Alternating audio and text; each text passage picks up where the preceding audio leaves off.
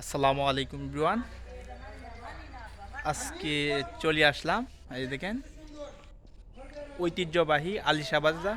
মানে এটা পুরোটাই মার্কেট ছিল, দেখেন এটা পুরোটা হচ্ছে গরুর হাট বসে এই দিক দিয়া।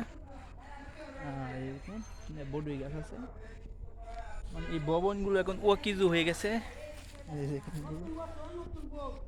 পুরো বাজার, দেখেন পুরো বাজার ওই দিকে শুটিং চলছে।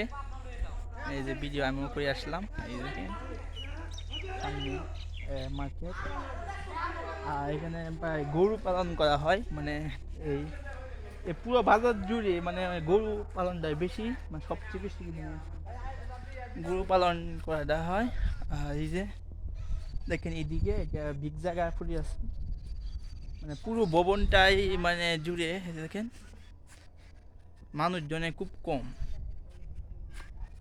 এই দেখেন মানে এক সময় মানে এই বাজারটা অনেক জাঁকজমক ছিল, কিন্তু আস্তে আস্তে মানে এই বাজারটা মানে জাঁকজমক কমে গেছে। সামনে আরেকটা বাজার হয়েছে, সেটা হচ্ছে আলিশা বাজার। আর এটি হচ্ছে, না সরি, সামনে আরেকটা বাজার হয়েছে, সেটা হচ্ছে ডেমনা বাজার। এটি হচ্ছে আলিশা বাজার।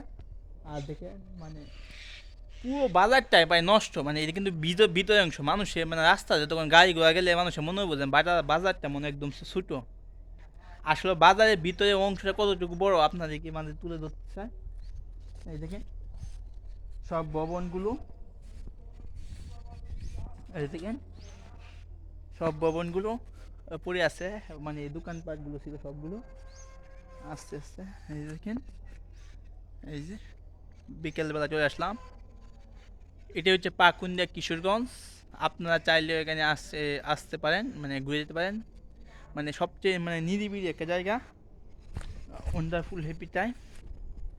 এই দেখেন বাজারের দৃশ্যগুলো আপনাদের সাথে তুলে ধরলাম। সকলে ভালো থাকবেন, সুস্থ থাকবেন। দেখা হবে পরবর্তী ভিডিওতে। আসসালামু আলাইকুম।